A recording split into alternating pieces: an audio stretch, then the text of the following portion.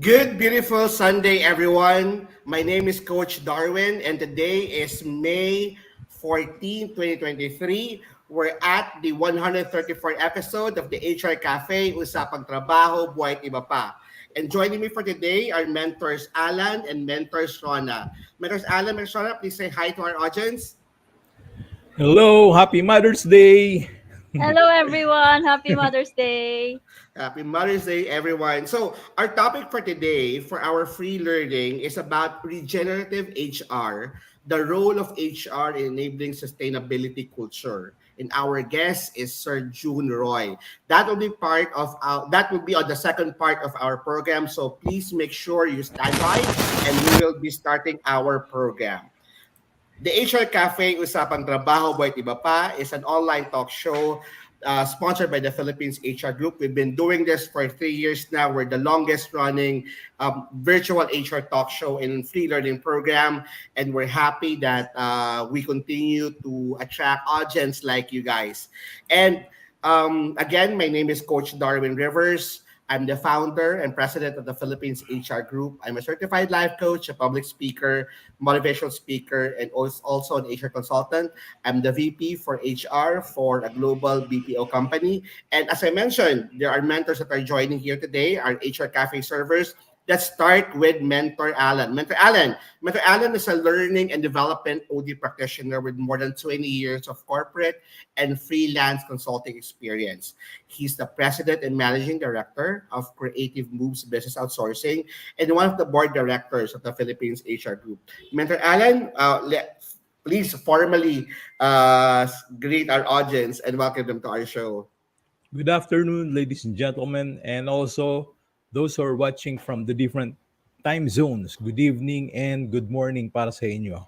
And ito na naman tayo, another episode that is full of learnings. And we have a very good speaker for today who will share to us his wisdom, his experiences. Kaya abangan nyo po yan. Yes, kabang-abang talaga. And our next HR Cafe server is no other than Mentor Rona Ferentino. Mentor Rona has more than 20 years of HR practitioner experience working in different local and international companies. She's the president and CEO of Uprush Social Geekers. She's a well-known public speaker and HR consultant and one of LinkedIn's top 100 Filipinos to follow. Mentor Rona, please say hello to our audience. Thank you, Coach Dar. Good afternoon po, everyone. Isa na naman po tayong episode dito sa HR Cafe and I am very, very glad to be here again. Happy Mother's Day po sa lahat ng mga members natin na ina. May inaalaga ang mga anak. May mga empleyadong tinuturing na mga anak. Happy Mother's Day po sa inyo pong lahat. Napaka-exciting po ng ating topic for today. And our speaker is someone who's really, really well-respected, lalong-lalo na kung kayo po ay member ng Philippine Society for Talent Development. Ayan. Coach Dar? Agree. Okay, and unfortunately, Mentors Tina won't be able to join us, but she will be joining us next week. Mentors Because Tina is actually one of our HR Cafe servers. She's an operations and HR leader, a general manager for a retail company, an online content creator and blogger known for her blog tinemail.com. And she's also one of LinkedIn's top 100 Filipinos to follow. So let's start our program. And we normally start our program by introducing what is the HR Cafe. So sa lahat po na ngayon pa lang nakakapanood, nakakasubaybay, at yung sa mga team replays namin, here at the HR Cafe, we provide timely news and updates. We impart knowledge and experience that are value-adding and beneficial to our audience. We also discuss problems, issues, and challenges and provide answers and resolutions on different HR topics. And as I mentioned, weekly we provide free training. This is through our expert and seasoned guest resource speakers. And we also discuss new technology, tools, as well as industry's best practices. The aim of the HR Cafe is to bridge understanding between employers and employees and provide inspiration and motivation. And of course, to advance HR in the Philippines. Now, we start our program ever since we normally start our program by a wow quote for the week. And you know what? For this particular week, our wow quote for the week is coming from a known poet, Edmund Burke. According to Edmund Burke, nobody made a greater mistake than he who did nothing because he could only do little. Let me just repeat this. Nobody made a greater mistake than he who did nothing because he could do only a little. That is the wisdom coming from Edmund Burke. And for all of our audience, inaanyahan po namin kayo. How does this particular quote resonates to you? Share it to us po. Ilagay niyo po to sa comment section at para basahin po namin at ma-share din po sa community. At unahin po natin muna ating mga mentors. Mentors, Rona, how does this particular quote from Edmund Burke resonates to you? Nako, Coach Dar, sa totoo lang, madalas nating to naririnig sa ating mga baguhan pa lang sa pagtatrabaho. Ito yung naririnig natin na, naku, wala naman ako masyadong magagawa. Ito lang naman ang posisyon ko. Ayan. Madalas nating naririnig yan. Correct. And this is actually something that we have to think about. Kasi kahit na yung pinakamaliit na bagay, it actually makes an impact. So it's I would agree with Edmund Burke that it is a mistake to do nothing just because you think that what you have is so little na wala siyang magiging impact. We have to keep in mind that even a ripple sa tubig, di ba? Ripples in the water. It only starts with one pebble. Maliit na bato, bato mo sa tubig, the ripple would be, alam mo yon, lumalaki Expanding. siya. Yes, Uh, lumalaki siya at some point. Hindi something na at dahil maliit na bato wala tong impact. Even if pag naglalakad kayo, 'di ba? Imagine niyo yung pakiramdam na merong maliit na bato na nandun sa loob ng sapatos ninyo. 'Di ba nakakairita siya? So even if what we have is very little, even if we are in the lowest position within the organization, our actions, no matter how little they are, it will have an impact.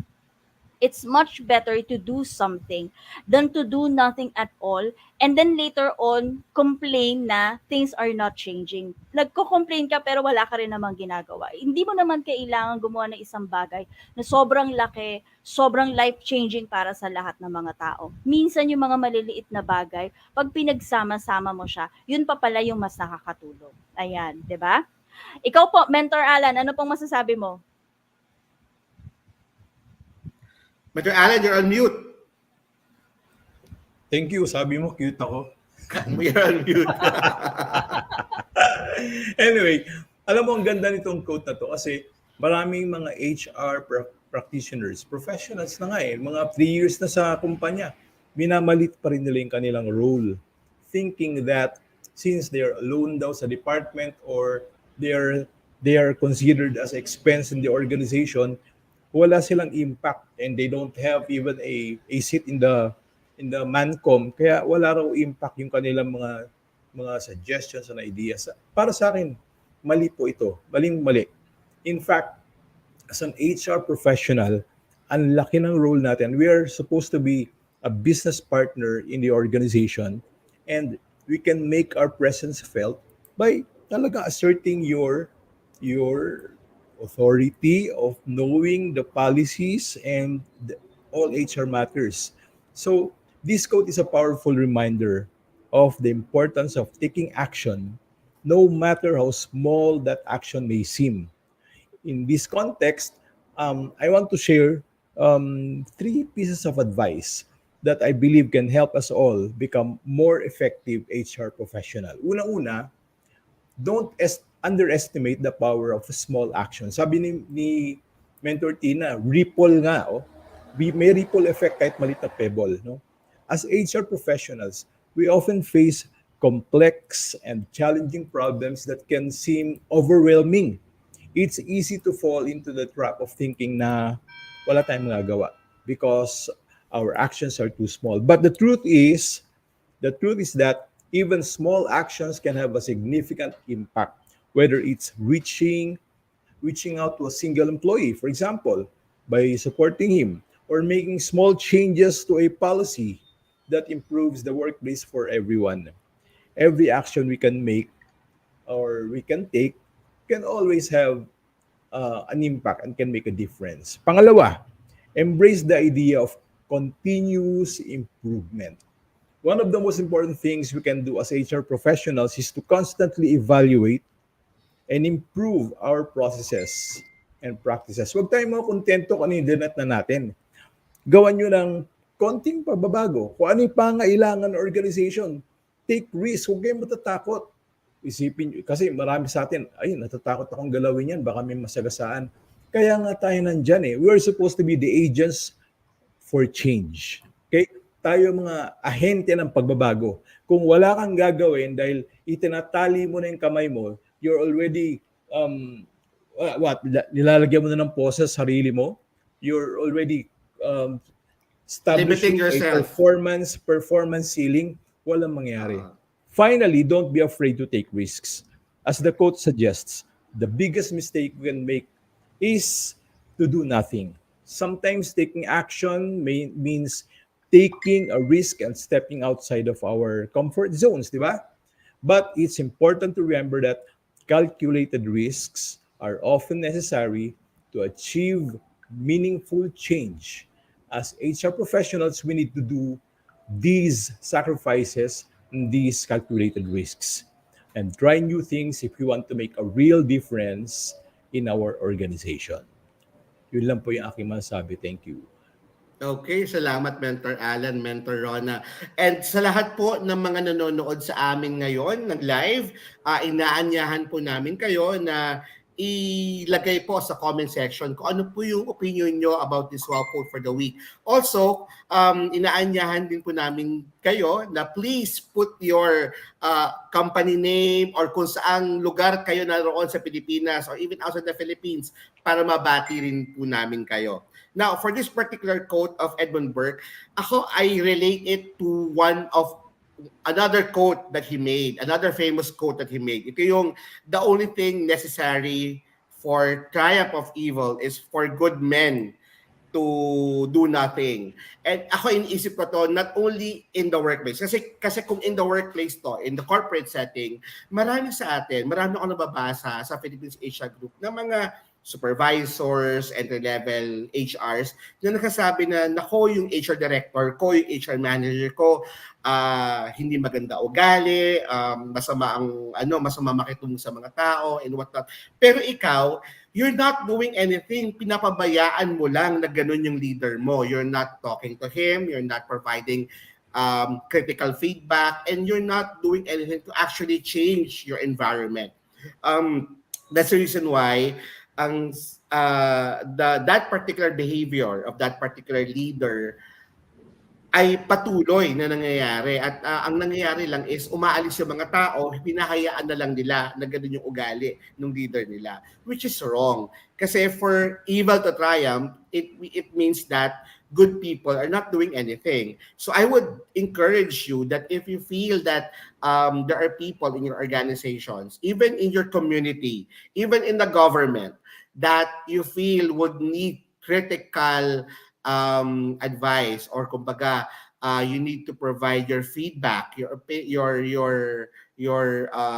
suggestions to change things, do it. And if it comes to a point that you need to kumaga, kung leader man yan sa isang organization, kung kailangan yung ibigyan ng IR, then do it, 'di ba? Kasi hangga't hindi na-change or nawawala yung tao na yan, patuloy na magsasuffer yung mga taong part ng kumpanya. So that's my take on it.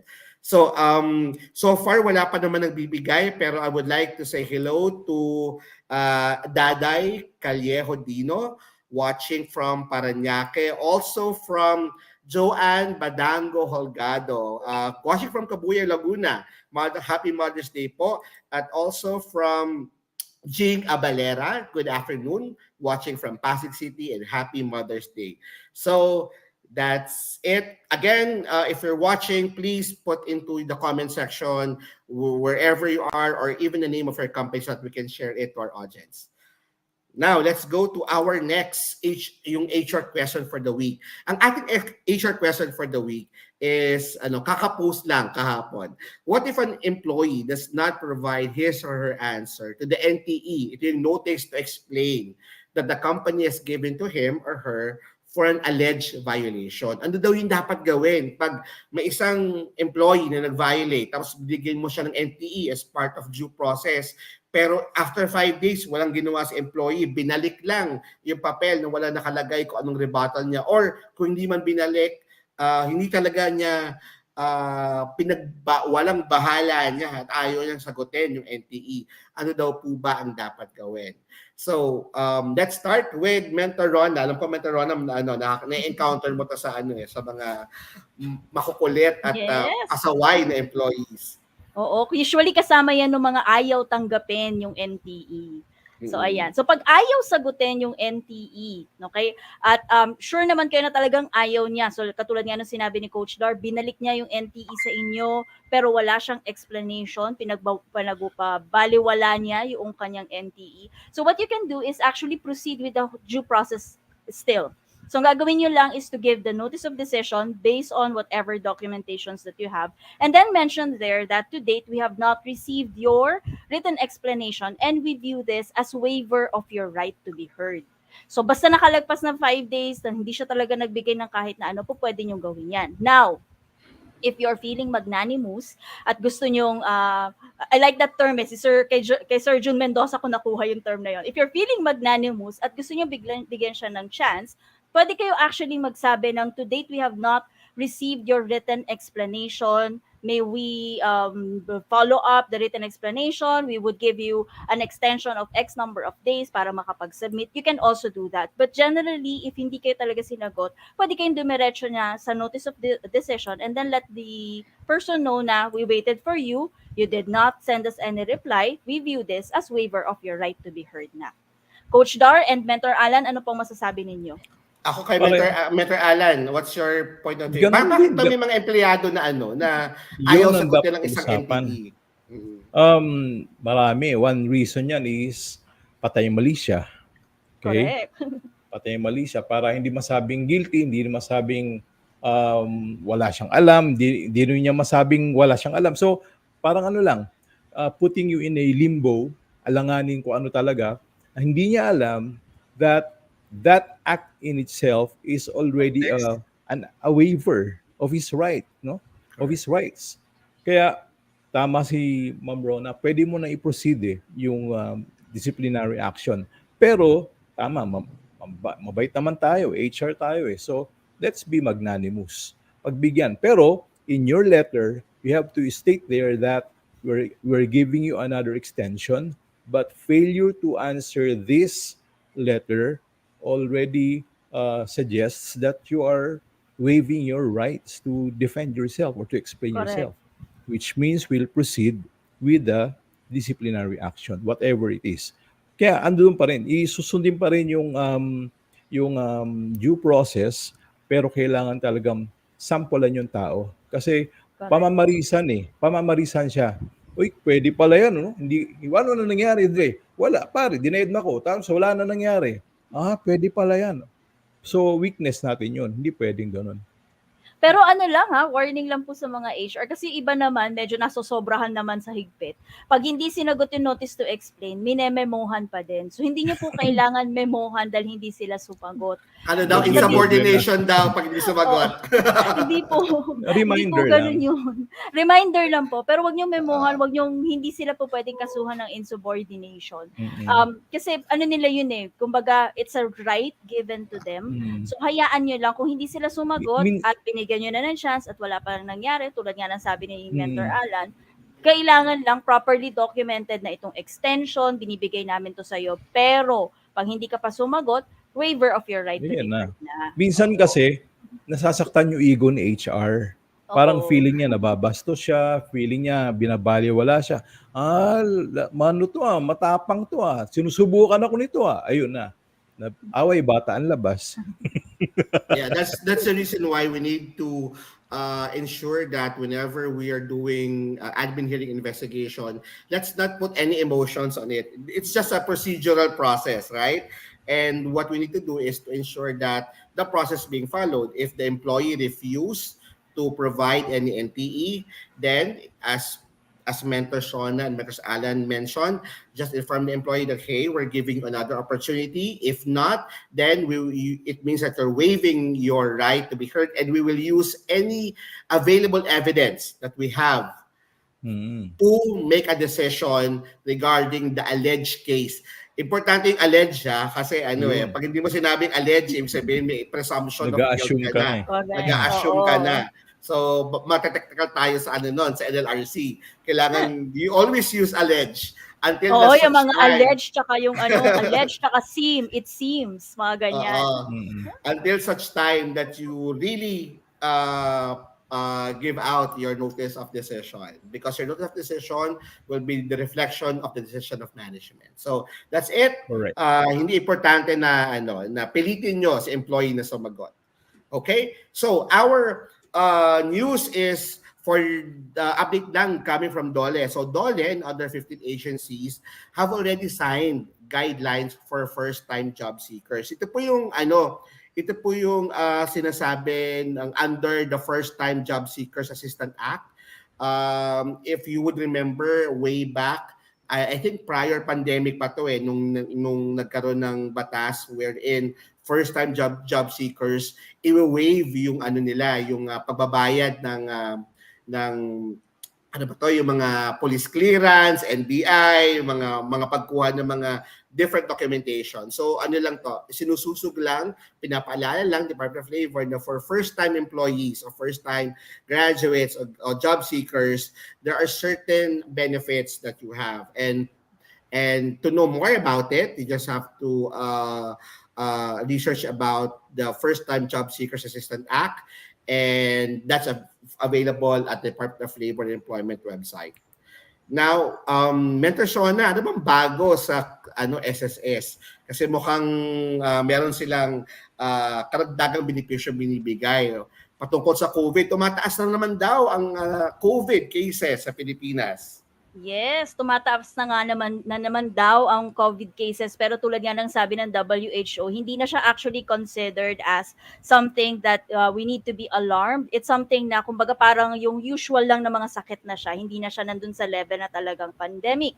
Pero bago po tayo mapunta sa SSS, bigla ko lang naisip, Coach Dar baka nakakalimutan po kasi ng ating mga HR, katapusan po ng May ang deadline po for the annual wage report for Yeah. 2022. So baka makalimutan nyo lang po, kailangan nyo pong isubmit yan doon po sa website nila, annualwagereport.nwpc.dole.gov.ph. Binago po nila yung website nila. So kung may access po kayo doon sa dating website, baka kailangan nyo pong mag-create ng panibagong account po right now. Hanggang May 31 na lang po ang submission ng 2022 annual wage report. Okay?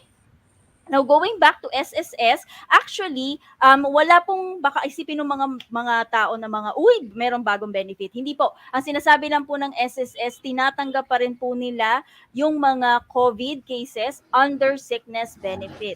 At kung kayo po ay kumpleto po ang inyong hulog, at yung nakamaximize po kayo, maaari po kayo makakuha ng up to 18,000 pesos actually for let's say 30 days na kayo po ay kailangan mag-undergo ng treatment, pahinga because of COVID-related sickness. So ayan po, on the average po, ang nare-release na ngayon ni SSS for COVID-related sickness as of December 2022 ay umabot na po ng 7,566 pesos on the average po yan. Okay? So kung kayo po ay, for example, meron kayong 15 approved sickness days, either home or hospital confinement, maaari po kayo makakuha ng up to 9,000 pesos. Pero kung 30 sickness days naman po, ay maaari po kayong umabot ng up to 18,000 pesos. Hindi po ito per day ha. Ito po yung kabuuan. Makakalain nyo per day. Masyado kayong masaya na masyado. Hindi po yan per day. Yan po yung kabuuan na po for 30 days. So pag kayo po ay meron po kayong COVID at kayo po ay ni-recommend for bed rest or check-up para po do sa COVID, po pwede nyo actually i-file yan kay SSS under the sickness benefit. But keep in mind na of course, dahil ito po ay under na sickness benefit, it will follow the eligibility rules for sickness benefit, which means kailangan at least 4 days, maximize na dapat lahat ng inyong mga sick leave, nagamit nyo na po. At ito po ay kailangan nyo mag-submit ng inyong mga documents para ma-consider po siya under the sickness benefit. Ayan po. At syempre pa, hindi dyan po nagtatapos ang SSS. Pinapasabi din po ng SSS para po sa mga naguguluhan tungkol sa kanilang disbursement channel at kung saan nga ba dapat mag-apply, saan ba sila dapat mag-claim. Iba-iba po ang disbursement channels natin. So anything po na personally kailangan i-process ni covered member, usually po yan kung ano man po yung enrolled na account dun sa inyo pong my.sss, dun po nila i-disburse yung dapat nyong makuhang amount. Kasama po dito ang salary loan, pension loan, unemployment benefit, retirement benefit, funeral benefit, kung kayo po ay self-employed, OFW, voluntary member, yan po ay dediretso po sa kung ano man yung in-enroll nyo po dun sa inyo pong DAEM. Disability benefit and death benefit, diretso din po yan doon sa inyo pong enrolled DAEM. So ano-ano po ba yung po pwede nyo i-enroll? Pwede po yung inyong UMID ATM. Bago po ito hindi po ito yung lumang UMID. Ito po yung panibagong UMID na meron na pong chip at po pwede nyo pong gamitin as an ATM card. Union Bank Quick Card, pwede nyo rin po itong gamitin. Ang any PesoNet banks po pwede nyo isama yan, i-enroll yan sa inyong DAEM. E-wallets, po pwede lang po siya for unemployment benefit, retirement benefit, funeral benefit, kung voluntary member, self-employed or OFW, for disability benefit, death benefit, pwede po ang e-wallet. Pero kung salary loan at pension loan, hindi po yan po pwede na e-wallet idadaan. Pati po yung mga remittance transfer companies or yung mga cash payout outlets, yung mga Palawan, hindi po yan po pwede for salary loan at pension loan. Po pwede lang po yan for unemployment, retirement, funeral, kung kayo po ay self-employed, voluntary or OFW, for disability benefit at death benefit, dun lang po pwedeng gamitin yung mga Palawan pawn shop. Pag kayo po ay covered member, ibig sabihin kayo po ay empleyado, ang po pwede lang po na i-enroll ay yung kung ano man yung bangko ng inyo pong company. So ito po ay para dun sa sickness at maternity benefit reimbursement, which also means that pag kayo po ay covered employee, nagkasakit, huwag nyo pong i-file diretso gamit ang inyong my.sss ha. Ibibigay nyo po yan dun sa inyo pong HR. Yung HR nyo po ang magfa-file using the SSS sickness notification or the maternity notification dun sa my.sss or corporate account nung inyo pong company. Pag dinaan nyo po yan dun sa inyong personal account, hindi po yan mapaprocess ng tama. Baka magka-problema pa po kayo kasi pag dun nyo po dinaan, hindi na po yan po pwedeng i-file pa nung HR ninyo at maaari pong matagang account ninyo as voluntary member. So, ibig sabihin, si HR kailangan na naman kayo i-file for R1A. So, ganun po, wag po tayong magkakamali pagdating po doon sa kung paano ba nag-apply for mga reimbursement pagdating po sa ating SSS benefit. At higit sa lahat, wag din po tayong magpapaloko. Hindi po dapat pinapaalam sa kahit na sino pa man ang inyo pong account name or username para sa my.sss ninyo, yung inyo pong password at inyo pong security questions, hindi po yan dapat dinidisclose. Careful din po tayo pag pumupunta po kayo do sa mga SSS groups na kunwari pension groups, salary loan groups na po pwede kayong magtanong. Ingat po tayo dyan, wag po kayong magbibigay ng inyong SSS number, phone number or address kasi maaari po kayong mabiktima ng identity theft. Ang pinakamaganda pong gawin pag kayo po ay may question about any SSS benefit ay pumunta po sa inyong HR, at kung hindi po wala po kayong HR or hindi po kayo empleyado pa, kayo po ay self-employed or voluntary member, pumunta po kayo sa SSS mismo. Meron din po ang SSS na Usap Tayo channel kung saan po pwede po kayong magtanong na inyong mga questions. Pwede rin po kayong tumawag sa SSS sa kanila pong number, or pumunta po kayo sa kanilang Facebook page para doon nyo po malaman kung ano ba yung mga benefits na binibigay ng SSS. Ayan po, Coach Dar. Okay, and Okay. Mr. Alan, may updates Oo, for pag-ibig? ito yung treat ng pag-ibig sa lahat ng mga membro. Meron po siyang, di ba meron kayong mga card? Ito po yung pwede Loyalty nyo card. magamit, loyalty Mm-mm. card. You can use your pag-ibig loyalty card or loyalty card plus to treat your mom today. No? Choose from over 380 partners by clicking www.pagibigfund.gov.ph/loyaltycard.html to see the full list discounts you can enjoy with your loyalty card. Kaya mag-enjoy si Mama ngayong Mother's Day today. So i-treat po ninyo using your Pag-ibig loyalty card for beauty and wellness, for health and medication, for food and restaurant, whatever na magpapamper sa inyong mga mama, mga mami. Okay? So, speaking of identity theft, meron ding warning ang PhilHealth.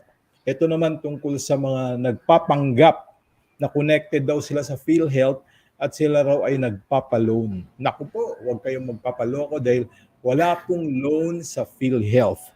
Okay? Mag-iingat sa mga website na katulad niyan. In-identify talaga dito yung DigiDo. No? At mag-iingat sa website na ito at mga katulad ng website na to na nagsasabing nagpapautang daw ang PhilHealth dahil wala pong loan sa PhilHealth. Ang PhilHealth ay health insurance na nagkakaloob ng benepisyo para sa inyong pagpapa-ospital kasama ng ilang outpatient procedures at maging primary care services sa ilalim ng PhilHealth konsulta. Para hindi po kayo maloko, dumirekta po kayo sa PhilHealth mismo at makipag-usap sa kanila para sigurado. At ang kanila pong website ay www.philhealth.gov.ph. I-follow at mag-subscribe din sa kanilang social media accounts. At may kita nyo yan sa Facebook, PhilHealth Official, sa Twitter, Team PhilHealth, at sa YouTube, Team PhilHealth. Kung may tanong, ay mag-text or mag-call sa 0917-8987-442. O kaya i-text ang PHIC callback space mobile number o Metro Manila landline ninyo space tanong o concern. Maaari rin magpadala ng email sa actioncenter@philhealth.gov.ph. Tandaan, huwag magpapaloko. Walang loan Tama. sa PhilHealth. Marami talagang lumalabas na nanloloko ngayon, lalo na sa mga online groups and whatnot. Kasi alam mo na, malapit na ang June, enrollment ng mga bata, marami na naman ng ang may alam na yung ibang companies kasi may mga mid-year bonus, kaya marami talaga mga ganyan nagsasulputan. So, let's go ahead. Pinapaalala lang po namin na ang CHRP at ang HR Core will be in Cebu this coming June 10 to 11. If you would like to join this, please reach out to our email, philippines.hr.group@gmail.com. Also, if you have any questions regarding HR matters, i-post lang po ito sa main page ng Philippines HR Group. Also, you can join us through our growing community in LinkedIn. Just go to groups and go to sa LinkedIn and type Philippines HR Group. We have more than 22,000 already in LinkedIn. and unique members. And while in Facebook, we're already nearing 300,000, already at 297,000. So patuloy nyo lang po kaming supportahan at pinapangako po namin sa inyo sa Philippines HR Group at sa HR Cafe na patuloy po namin kayong pagsisilbihan. Also, inilahad lang po namin, pinapaalala namin na for this month of May, nako, ito po ang ating roster of speakers. Last week po, nag-guest sa atin si Ma'am Vivian Cruz. And for this week, of course, sinabi ko na sa inyo, ang ating special guest speaker for today is si Sir Jun Roy. Next week ay si Lay Gonzalez.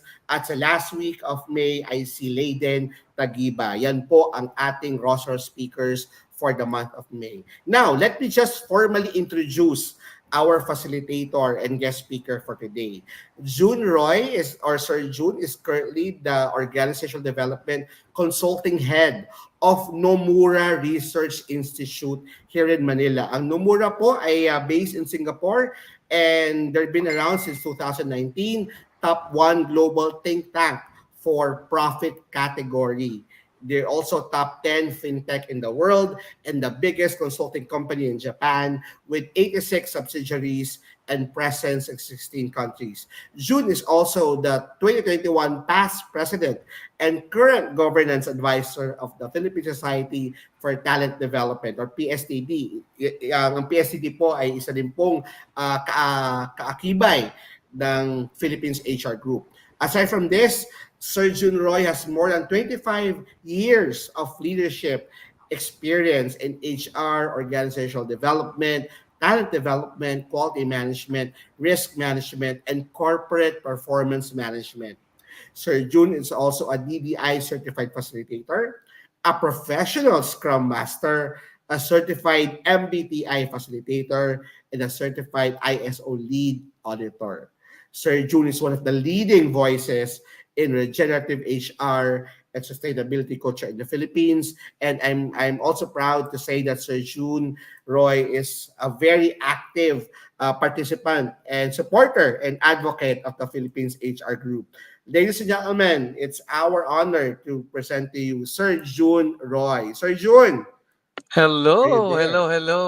This is not actually my first time. I remember 2019. I conducted a face-to-face seminar.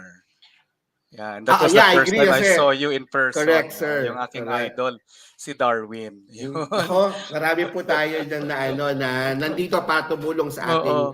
Naaliw ako community. kanina. I was actually learning a lot, hearing from Rona, explained it, Tapos yung mga quotations galing kay Alan. So I was just feeling like a mentee kanina. Nalimutan ko speaker pala ako.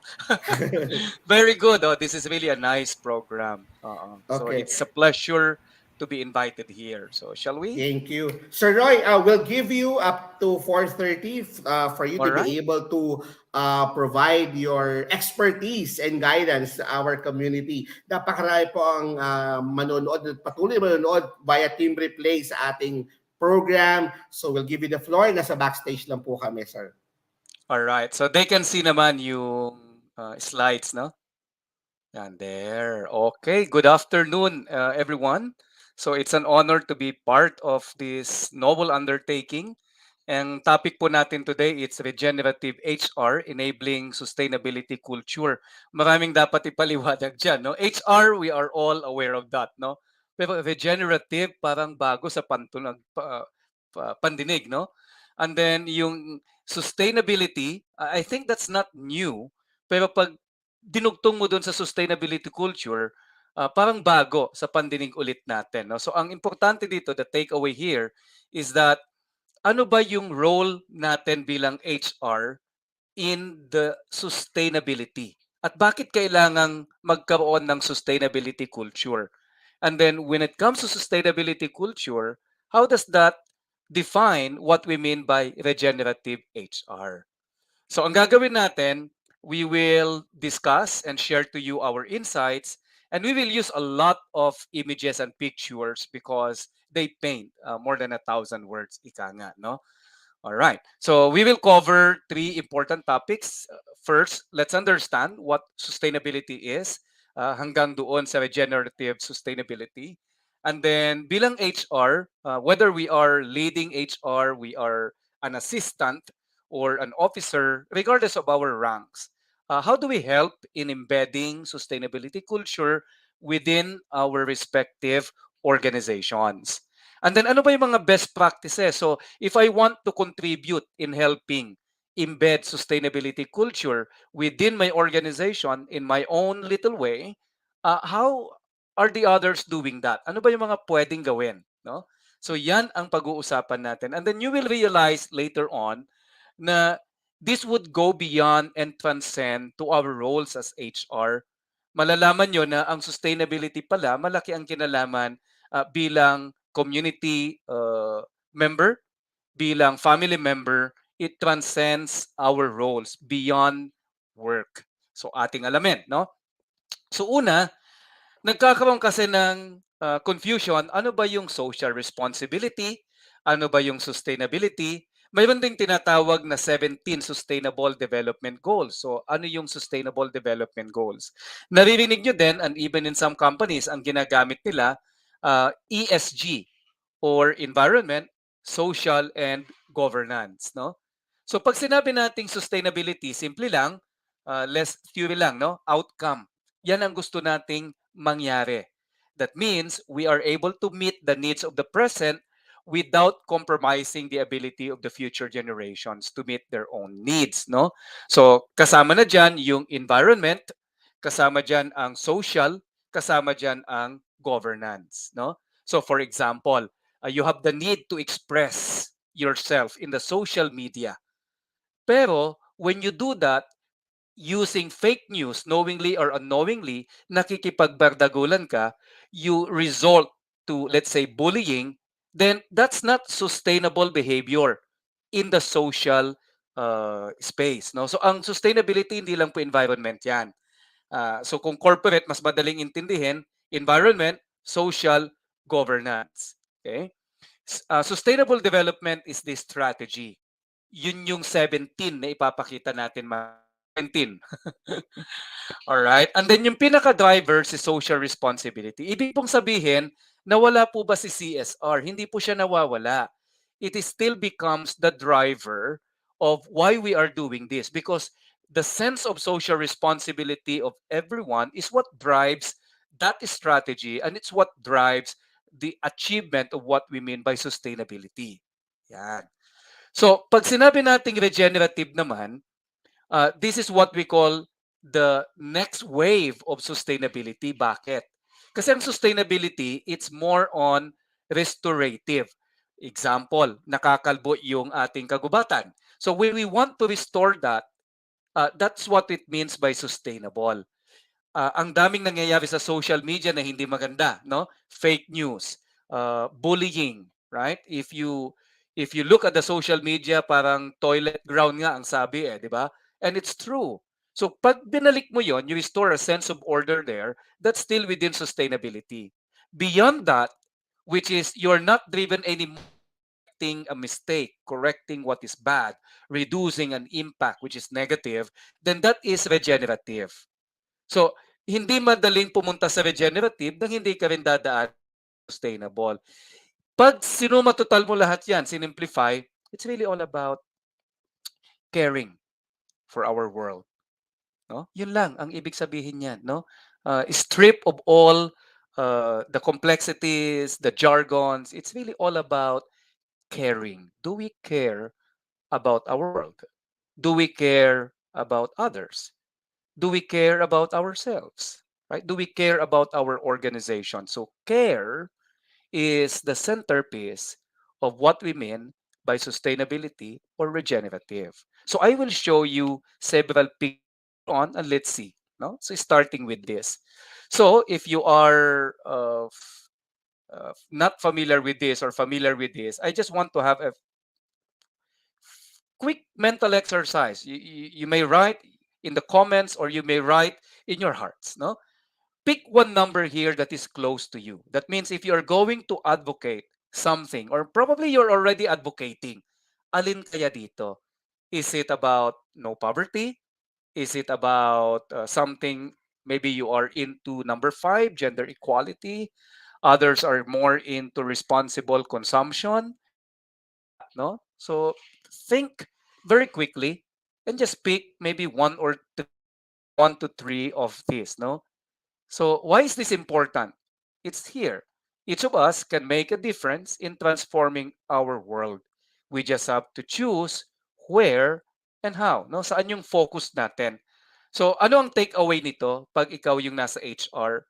Ang takeaway nito is one, do you know what is the interest and the focus of your people, meaning the employees?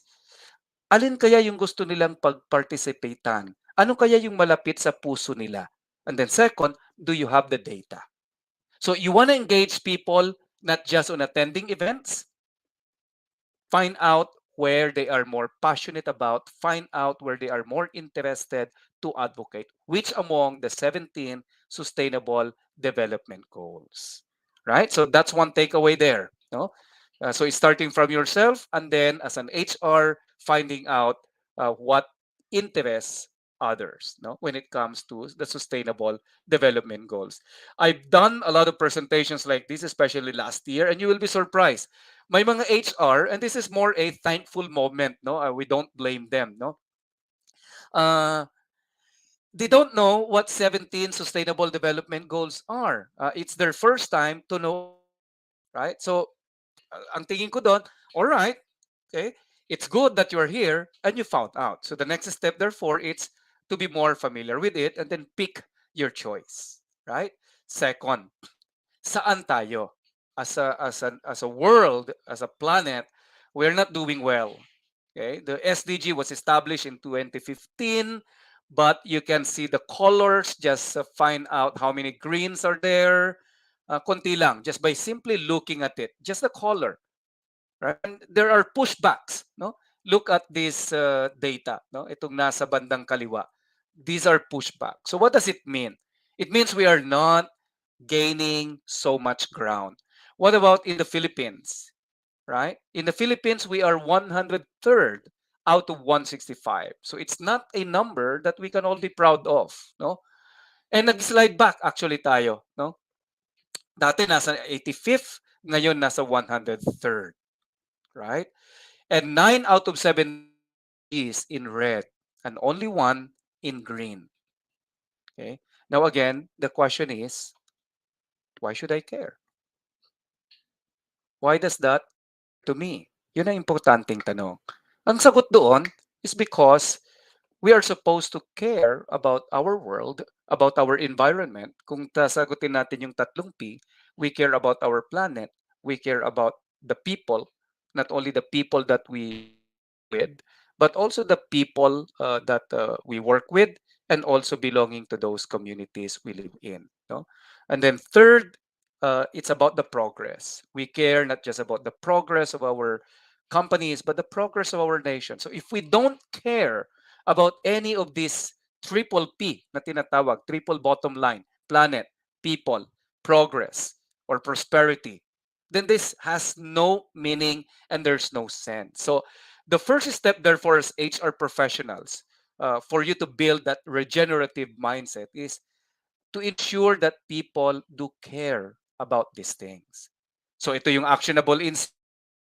Kumusta ang inyong training program, and how, to what extent is your training program on sustainability makes people care about the planet, environment, planet, people, and prosperity. Okay. So images that I'd like to show you, right? We see this almost every day, every week. Again, do we care? Okay, we've heard about this. This is not a new news anymore. So it's something that is happening. And if you look at the forests and the level of deforestation, it's something that, all right, or it's we maybe aghast and find it horrible. So it's really whether it has an effect on us or not, no? Because if it has an effect, the next question is, all right, I care about the forest, but what can I do? Am I contributing indirectly to the degradation of the forestry of our country? I want to look at the things that I buy, right? Because I care. So doon yung patutunguhan noon. Fake news, no? We've seen fake news politics, whether what color, which president, which advocacy you're supporting. But fake news is fake news. And we may be a part of that unknowingly or knowingly, right? And it continues to happen, no? Yung fake news na yan. And that's part of sustainability. If you look at the gender gap report, we can look at our biases, our attitude about the different gender orientations, no? And then a takeaway as an HR is how strong is our education program in building a gender sensitive workforce, no? So nangyayari pa yan. Okay? So those are some examples of images that would point out that there's a need to look at sustainability beyond reporting, beyond compliance, and beyond strategy. But it's really more of embedding sustainability into the culture, into the very DNA of every organization. Siyempre, hindi job ng accounting yon. Hindi rin job ng purchasing yon. Kaninong job kaya yon? Clue. Philippine HR Group. HR, syempre. HR ang may trabaho noon. Tayo po yon, no? So, paano natin gagawin? Una, let's just remind ourselves that whatever strategy that we have, whether for business or for HR, culture is a strategy. Alam na natin yan, no? And then the Financial Reporting Council also emphasized that, no? That a healthy culture both protects and generates value, right? And then at NRI, we have our, you can say, level. And then just look at number one, okay? You can gauge where you are as an organization.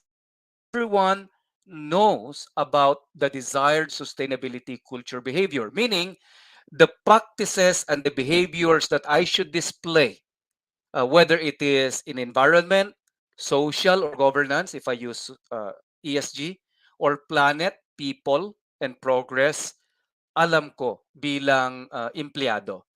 And that would point out to the kind and quality of the training program that empowers people with that kind of knowledge and appreciation. Marami po sa mga malalaking companies are still in level 1. We haven't heard any company who can claim that they are already at level 3. They are outpouring millions of pesos and investments into sustainability, pero nagkataon yung tinatawag na sustainability culture where people embrace sustainability not just as a program, not as a strategy, but because they believe in it. It's part of their way of living in that organization. It's part of the DNA. Kulang pa po yun. And that's why we are advocating this every chance that we are being called upon to share our insight. We do, just like this Sunday. Happy Mother's Day po, no? Sa mga mothers natin at sa mga misses natin. Alright? So, more likely, you are at level 1. If you are at level 2, very good, no? Level 2 kasi is leaders exemplify sustainability behavior. So, pag may sumagot ng nasa level 2 na kami, ang tanong ko is, do you have a training program for leaders on sustainability? Itago na Sustainability Leadership Training Program. Wala pa hong nakasagot sa akin. In fact, this weekend, I'm finishing a proposal for 3 major companies. We are not allowed to mention them, but if I mention them, siguro, right? Ganon sila kasikat. Because they feel that it's about, after investing millions into their sustainability processes, compliance, reporting, and they're doing great into that direction. No? But it's about time to bring sustainability, according to them, to become a way of life. And of course, ang driver noon, it's not the sustainability team only. Hindi yung ESG team. So for a time, medyo ang role ni HR kasi, naging support. May kailangan si sustainability or ESG na reports, eto sa HR, ibibigay yon at ihahanda. Right? And that's great. No? Kailangan po yon. But it's about time to put sustainability culture, the culture building aspect, into the front line of the sustainability efforts, meaning HR no longer is in the support, but one of the drivers of sustainability to make it as a way of life. No, we will show you some examples later on. But quick exercise, again, mental, right? Just look at these levels. Nasaan kaya kayo? Right? Level 1, level 2, level 3. If you say level 1, that's good. Right? As I said, wala pang nakarating sa level 4, level 5, or even level 3 sa Pilipinas na kilala na namin, no? Baka na lang namin nakilala. Right? Now, how do you now build culture? Before you can go to culture building, right? Paurong, pabalik muna tayo. It's difficult to build culture without capability. Can we do it, no? And capability is born out of commitment. So saan nanggagaling therefore yung commitment, capability, culture? Ito yung conscience. So ang tawag natin dito, conscience-driven sustainability culture. Mayroon po kasing programs driven. Ibig sabihin, si HR nag-strategize, no? May mga corporate social responsibility events, no? Like feeding program. Ano pa bang mga popular na ano? Tree planting, right? Let's say inclusivity week, something like that, no? So ipagpatuloy niyo po 'yon. Those are okay, right? But the question now is beyond that, how do you embed, right, sustainability into the conscience of people such that, okay, puntahan natin yung ESG. Umpisa natin sa governance. Siya mismo, pag alis ng company, siya pa rin yung environmental advocate sa bahay at sa kanyang community. So siya yung hindi nagtatapon ng basura kung saan-saan, siya yung nagtatanim kung pwedeng may pagkakataon, meaning he advocates environmental awareness and environment in his own way outside the confines of the company. Okay? Social, right? It's not only about how he uses or follows the social media policy of the company, but for example, how he uses the internet, yung social media, Facebook. Is he or are we mindful of the impact that we have on others who are reading our posts, or we simply don't care? When we give our rants, it's our wall, my rules. But when we say that and when we do that, are we mindful of the effect of expressing ourselves? Right? When we share a news, do we fact check so that we don't become a victim or an unknowing culprit of the spread of fake news? Marami po akong kakilala na mararangal na tao na bibiktima niyan. They realize, oo nga pala, no? They were not able to fact check. Uh, and then that conscience building becomes part of the commitment. Tingnan nyo sa governance. Ang palagi kong example dyan is yung pagtawid sa tamang trapiko. Dalawa yan. Pedestrian lane. I was in Japan this week, no? And what I observed, really they follow the traffic rules. So walang pedestrian lane. It was like 5:45 or before 6 a.m. Walang sasakyan halos, wala. As in yung dadaan na yung tatawiran ko wala. Pero may isang hapon, right? Dahil naka-red, talaga hindi siya tumatawid. He waited for 1 minute. I was at the back, nakikita ko to. So, swerte pagdating ko doon sa Israel lane, green na, no? But I was observing. And I observed that it's pretty consistent. Atin, I remember a time when I was in the Middle East, I brought several of my colleagues here. I'm so proud of Green Belt, no? Pinakita ko, no? I was working in Saudi Arabia, Qatar, UAE that time. So we are going to do a recruitment. So binida green belt natin. And I mentioned that you see here, it's a traffic discipline zone. We follow the rules here. Okay. Pagdating ng red, naka-red pa yung kamay, no? Eto na. Ang gaganda ng mga damit. Lalaki, babae, mga professionals. Wala lang. Tumawid lang sila. So sabi ko, nagkatinginan kami, oops. They were not able to read the memo. I still see it, no? In a hurry, we compromise rules. Pag nahuli ka, isipin mo, nahuli ka, taga Tugigaraw ka. taga Baguio, nahuli ka sa Manila. Okay? It's an ethical dilemma. Kung hindi ka magsusuhol, pabalik ka na, papaano yun?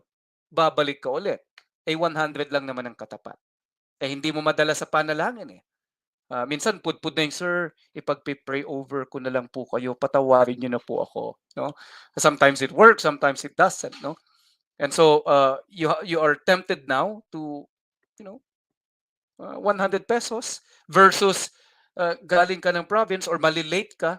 So papaano yon, no?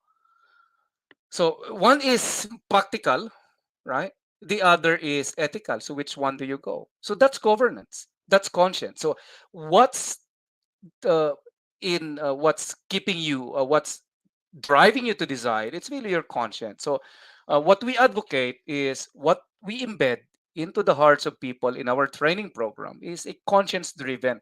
Why do they do it? And then babalik ulit tayo sa isang word that is starts with letter C, right? Diba? Care. Because we care. Our conscience tell us that we care about these things, no? Whether someone is watching or not. And then that conscience, that caring, uh, brings us commitment. And from commitment, may capability building. Then doon papasok yung culture. So ano ang role natin as HR? Dito pala makikita nyo na. Our role is to embed a conscience-driven um, advocacy towards our planet, people, and progress. It's our role in HR to strengthen the commitment of every employees. It's our role in HR to develop their capabilities so that they would become empowered participants on sustainability and champions, no? And then it's our role in HR to bring sustainability not just as a compliance and reporting, which is normally done by another department, but more as a way of living. Why? It's not because it's our job. Partly, yes, but because we care, right? So, be with me, right? Say it aloud in your heart. Kahit hindi nyo isigaw, baka naman makuhang ano, I care. What do you care about? I care about our planet. I care about our people. I care about our progress. We care, right? And when we care, this now would make sense. The question is, papaano, no? Papaano ba yung tamang pagbuo ng sustainability culture? So sa NRI, mayroon kaming tinatawag na simplified version, yung 6E. Anim, no? Envision, exemplify, embed, empower, evaluate, enhance, no? So envision, it means in one organization that we are helping, they have a visioning and strategy workshop that they did, but what's the difference?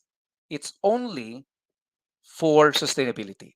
So it's what is called sustainability strategic planning workshop. And one of the things that they do is they envision what's gonna look like 10 years from now. How does it look like? How does it sound like? What do people say about us, about our organization? How do people feel? Our customers, our suppliers, us, no? Our employees, with regards to our practice of sustainability as a whole in the organization. So that's what we mean by envision. Exemplify is your leadership training program. So check, do you have a leadership training program dedicated towards sustainability? Embed is, where do you embed? We embed in purpose, product, policy, process, people, proficiency, performance. So where are you embedding sustainability? So product normally not done by HR, it's done by your sustainability ESG team. But without policy, if we look at the different policies of HR, policy on human rights. Human rights is not only about the Commission on Human Rights. Human rights is about the universal human rights of individuals, including workers, our employees. Do we have a, a policy on human rights? So, best practice number one, or one best practice is have a human rights policy. There are two ways. You embed it in your code of conduct or governance, or you craft a separate one. At NRI, we have a separate one. Some of our clients, they have separate one, others, they are embedded. But one thing is sure, they have it. But we have also talked to a lot of companies that we are still in the process of crafting it. Okay, we believe in human rights. No, others would say, buti na lang nabanggit mo June. Kasi ang alam ko pag human rights, nababasa ko kasi sa social media, Commission on Human Rights, pag may namatay na police or may krimen, and but little did they realize, oo nga pala, ang pinanggalingan ng lahat ng ito is universal human rights. No? So that's one. Your DEIB, diversity, equity, inclusion, belonging, belongingness. So do you have already a policy for that? No. If you look at your talent acquisition, how inclusive is your talent acquisition? Look at your training policy. How inclusive is it? No. Naka-embed na ba yung DEIB?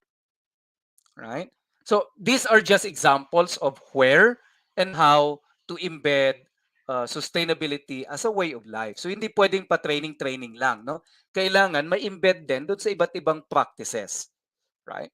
And then empower is really your training program uh, to make people advocate sustainability. So this is in support of the leadership training program. So others or many, they have their ESG or sustainability 101. That's good, right? I'll give you a simple framework. Hindi nyo pwedeng makalimutan. Just look at yourselves. My head, heart, and hand. Hinahanap sa babae. Uh, head, heart, and hand. Head is awareness. Know about sustainability, about the triple P? Do they know their roles? No? Do they know about the 17 sustainability development goals? Do they know what is happening? Do they know what's going? Okay. Second is, do they care? Yun yung heart, right? So it's about look at your 101 training programs. To what extent does it make people care? Siyempre may konting drama, no? The pictures, workshops, programs, we always embed na, why does it matter to you? So if this is a way I would ask you to group yourselves together and ask a question, why sustainability matters to you as a person, no? Not just as an employee, right? So whether your name is uh, Jing, Samir, Daday, Joanne, Nick, Sharia, why does it matter to you as you? No? The sustainability thing, right? Not just as an HR, but as you, as a person. No, so that's what we mean by empowering people with the knowledge, right? And then evaluate and enhance is what happens when you do these things. Okay. So at the end of the day, okay, with all the things that we have said, it boils down to one word I used before. There's a stronger word, malasakit. Okay? Yung malasakit natin sa ibang tao, sa ating planeta, sa ating kumpanya, no? I'll give you one classic example, meetings, no? So if in the organization, it can become the microcosm of the world, right? Of the state of sustainability in that world in your organization. So pag may nagsuggest ba na mali, binabaril ba siya, pinapakinggan muna? When you hear something that you don't like, look at your attitude. Look at the initial reaction that is happening in your head. Do you already plan for your response? Do you already like uh, judge the statement or the person? Or do you stop muna? Hmm, parang hindi ako agree doon. But let me more. Okay? Let me listen more. Let me ask a clarifying question. Maybe my thinking is wrong. Right? So that's malasakit. Now, check how many times you see that in a meeting. Okay? When you talk about DEIB, it's not only about gender, it's not only about religion, it's about making people feel empowered to speak out without being judged right away. We can judge their ideas, but judging them as a person, that's different. No? So sa meetings pa lang, marami nang pwedeng gawin, right?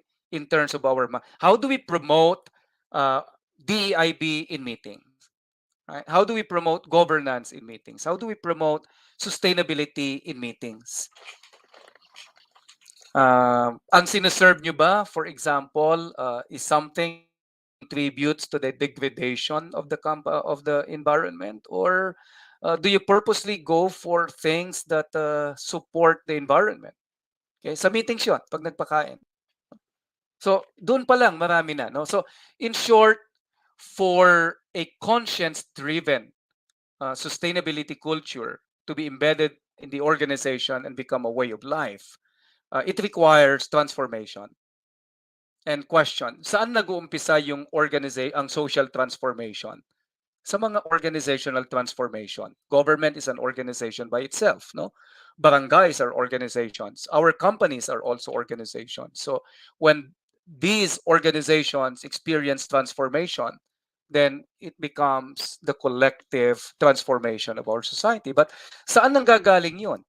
Muna, sa atin, personal transformation. The job of HR professionals, therefore, our job is to enable that personal transformation among our employees, starting with ourselves, so that we promote sustainability, planet, people, progress, environment, social, governance. We embrace it, and the behaviors and the practices that drives us is driven by our conscience, our malasakit, our care. And we also affect others. So if you look at the conversations at home, right? When was the last time that you remember your household, whether your kapamilya, mga kapinsan, asawa, mga anak, no, among each other? When was the last time that you discussed anything related to ESG? When was the last time that you felt you were influencing them on any of these things? Right? So uh, the personal transformation can empower others, not just in our companies, but also within our homes and communities. But it starts with each one of us caring and practicing malasakit. That's our role. First, to exemplify caring and malasakit towards this environment, social and governance, planet, people, and progress. And then exercising our roles as HR to craft programs that would embed sustainability into the very conscience of our employees using the 6 Ps. Okay? Another takeaway is, June, gusto namin magkaroon ng training program. May competency ba ang sustainability? Mayroon po. There are two. One is the inner development goals, IDG. Kaya I also talk about IDG for SDGs. No? So it's what is considered an accelerator, okay, towards achieving the sustainability development goals. One of the reasons why we are not progressing as fast as we should as a world, as a country, it's lack of capacity building. We are so dependent on the programs being concocted by others, by HR, by sustainability, but it's not something that is developed as a sustainability competency. Clue, if you have it, then you have it. That means you have a sustainability development competency framework. And so far, most of the organizations that we talk to, except for probably one or two out of hundreds, none yet. They said it's their next step. And some of them we are helping. Mayroon ding tinatawag na green competency. You can Google it. It's free. That's from the European Union. So what I suggest, you can take a look at inner development goals, take a look at green comp, and then you customize, you develop your own. Right? 80% of the work has been done, and then you just customize it. No? And what does that give you? That gives you the blueprint for you to develop your sustainability training curriculum beyond 101. No? So some best practices. So these are just, a few slides para lang may example din. Ano bang ginagawa ng iba? No? So this is an NRI project or engagement with So makikita nyo dito yung kanilang laki. And they want sustainability as a way of life. So what they did is they conducted a sustainability strategic planning with Exicom, right? So they have their strategy on sustainability, and they created several work streams around sustainability. And then they engaged us for a 1-year consulting project to strengthen their corporate culture with sustainability as a major culture pillar, right? So isa yan. So another example is this is a big company, also one of the largest energy companies in Asia. So they also wanted to make ESG as a way of life. That's how they called it, no? Environment, social, and governance.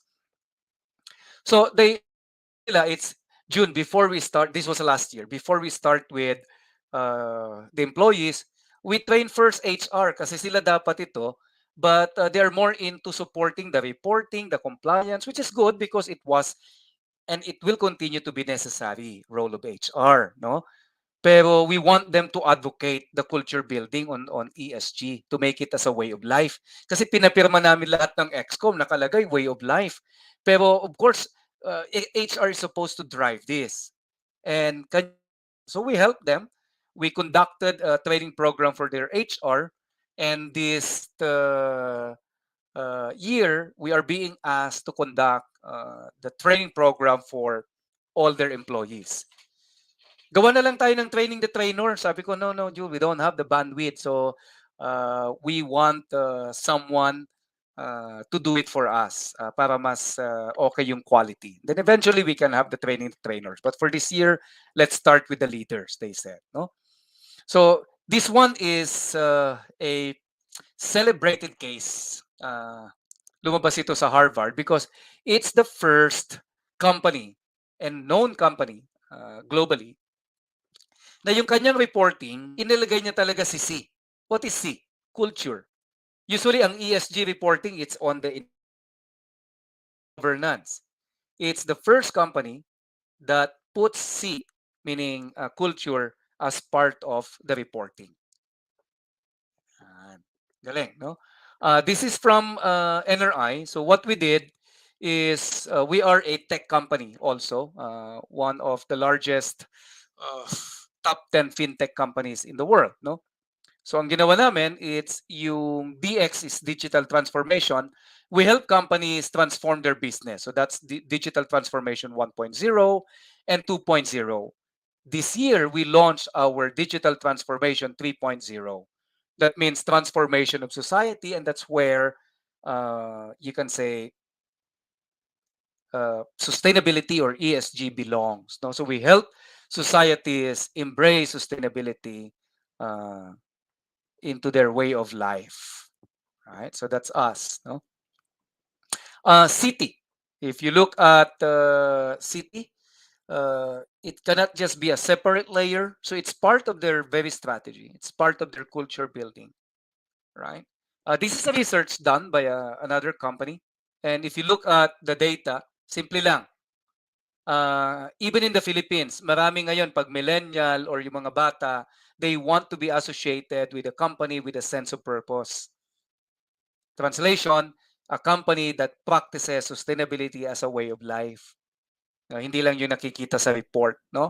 And so, malaki ang kinalaman ng sustainability culture to the engagement and to talent attraction. Yun lang ang sinasabi niyan. Right? Look at your awards. Mayroon na ba kayong sustainability-oriented awards? No? Sustainability Champion Award, Environmental Award, Wellbeing Award, marami pang Diversity Award. You can use your imagination in crafting many types of sustainability-oriented awards. But the question is, do you have?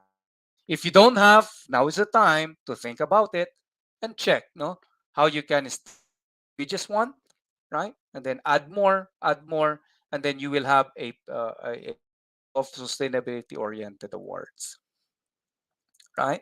At NRI, I told you before, we have our human rights policy, and there's already a guide to this. You can check also our articles that I wrote. If you read that article, it would tell you how to write it with samples, no?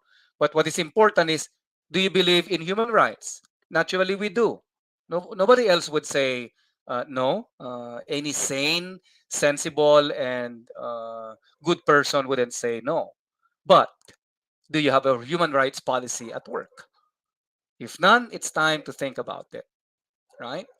And lastly, I'd like to end this talk before we go into the Q&A with this statement from one of the Nobel Peace Prize awardee, right? And what did he say, right? By Karen, you matter more than you think.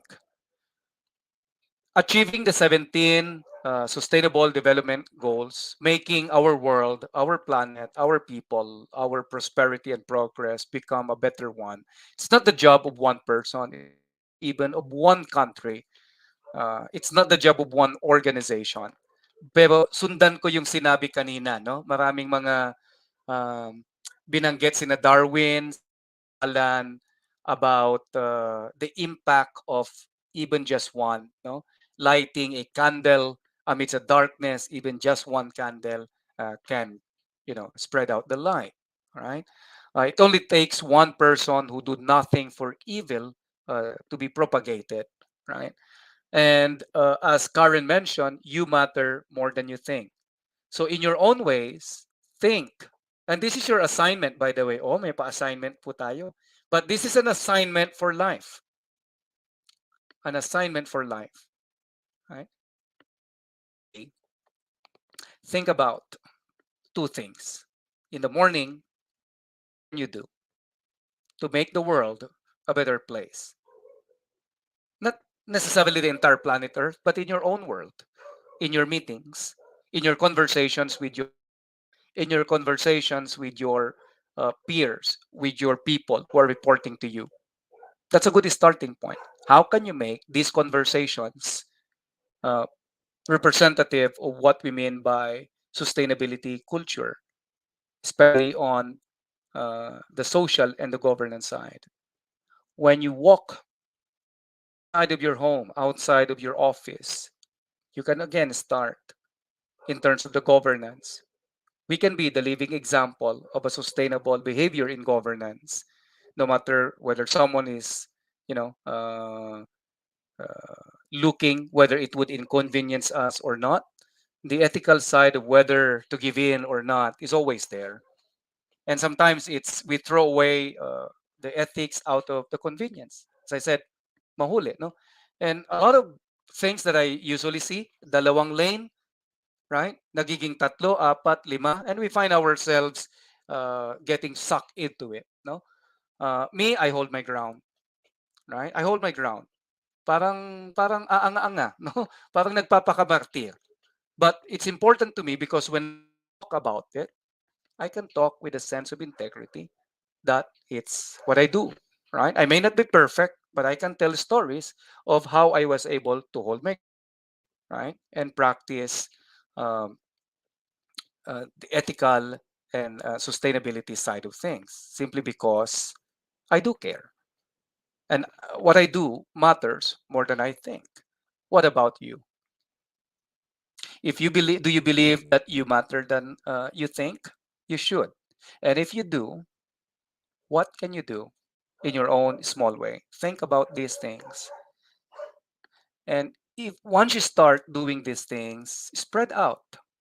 In one YouTube video on sustainability culture, particularly with DBS, right? Bank of Singapore, one of, you can say, the best example of sustainability culture. And what they said is it starts with conversations. If you can bring sustainability down to a conversation, informal ones, at homes, communities, you might not even use the word sustainability, strip away the jargon. When you look at the content, it's about caring about our world. When you use the social media from here on, think about social aspect and governance aspect of how are you contributing to the creation of a more peaceful and a better society virtually, our virtual society. So with that, uh, I hope that in my own way and with those images and words that we shared to you, what we're really hoping is that it triggered your interest. Second, it embedded in you that sense of caring, that as HR, our role is to embed sustainability not just as an idea, not just as a data or report, not just as a metric, but down deep into the conscience of every and all employees in our organizations. So thank you very much. Now we are open for Q&A, or you may not have a questions but your insights. Uh, we'd like to hear how you are what's the effect of this, what's your reaction or questions. Yeah. Sir Roy, let me just start the question ball rolling. Let me just check, Sir Roy, kung yung sa video nyo mukhang nag-stop ata yung video nyo, Sir Roy. Oh, which yung meaning yung sa akin? Yes, sir. Uh, no, I can hear you, pero yung kanina, I didn't notice, sorry. Okay. So let's just start the question. The one of the things that is really important on your whole discussion is that each and every organization, each and every person should be mindful of the ESGs, Yes. because having a sustainable ESG, having a sustainable culture and supports ESG will also support not only us but technically the whole planet, di ba? A lot True. of companies in the Philippines HR group belongs to the small and medium type of organizations. What would be your recommendation, Sir Roy, for us, for them, to influence their business leaders, their business owners to support ESG programs, even if they are small and medium enterprises? All right. Kasi Yeah. ano yan eh, that would be one of the struggles. I mean, Mm, mm, HR, as an HR leader, you can have a lot of learnings about ESG, mm, mm, sustainability, mm. and the training that you've just provided really made an impact to our listeners and audience. But how will they be able to put it into motion Yep. if they don't have the funds? Yep. So napakahalagang tanong. It's also one of my questions actually in one forum that I attended. So quick answer to that, it's one, you can make it as your own CSR program right away. Uh, what do we mean? Instead of tree planting, instead of other type of programs that are event driven, uh, one, investing little money and time and energy on educating the SMEs is one. Second, partnering with non-government organizations who are into educating uh, various small to medium enterprises. That can be done, no? Uh, and actually advocate that kind of principle, no, or that kind of approach, because the ones that are supposed to take care of the MSMEs, the government, no, and the non-government organization. So this is just a matter of sila na lang ang bahala. Oo, dito na lang kami. No. No, we can also make an impact by supporting this sector. Why? 99 point, you can say 99 plus percent of the enterprises in the Philippines belong to the MSMEs. You will be surprised about that statistics. No, 63% of our workforce, or 60 plus percent of our workforce, belong to this category. So they may not belong to our industry, but because we care about this sector, so we can also pour out some of our investments, some of our energies into educating them. So the starting point for me is educating them. Kasi kung hindi mo in-educate sila, especially on the social aspect, inclusivity and all, mayroon kang sari-sari store owner, mayroon kang owner ng isang medyo malaking grocery or small to medium enterprises. na ang what's driving him or restaurant, no? Siyempre, ang unang nagda-drive sa kanila, profit orientation. Walang masama doon. Walang masama, no? That's always the usually starting point of doing business. Pero, how do they treat their employees? Marami pa rin ang hindi nagbabayad ng tamang sweldo. Will be surprised, no? And marami pa rin ang hindi nagbabayad ng tamang pasahod. Marami pa rin ang hindi pina-practice yung inclusivity. Inclusivity na nga lang, magkano ang gagastusin ng isang restaurant sa pagiging inclusive? Wala. It's just a heart of the owner who cares about his people. Walang masyado dyan na gastos. But they lack the consciousness about it. So education is the key. And or big organizations can help in educating the leaders of the MSMEs or partnering with organizations that do that. That's my practical advice. And then, Sir Jun, so you're saying that we can use actually the platform of a corporate social responsibility to drive ESG, right? Exactly. Yes, Okay. that's Now, true. my next question would be, sige, na convince na natin si employer or Yes. si board na yeah, let's make sure that we take care of our environment, we take care of our governance, we take care of our society by investing a part of our profit to that. But how can we really drive it to the employee side? Kasi 'di ba yung obedience ano yan eh, there's an obedience coming from that is being grown through families, and there's obedience Right. being grown Mm. through the workplace. But how can you really drive it na hindi lang sa kumpanya, hindi lang Right. kasi ang nakikita ko is yung iba, yeah, they're very conscious na let's drive, let's say, being fuel efficient Right. Right. in terms of electricity in the workplace. Sa office, pag meron tayong policy na pag hindi ginagamit ang kwarto, kailangan nakapatay lahat ng ilaw, or kaya pag pupunta sa isang lugar, as much as possible kailangan sama-sama na lang kayo, wag na Mm. kayong maghiwa-hiwalay ng lakad para less carbon footprint.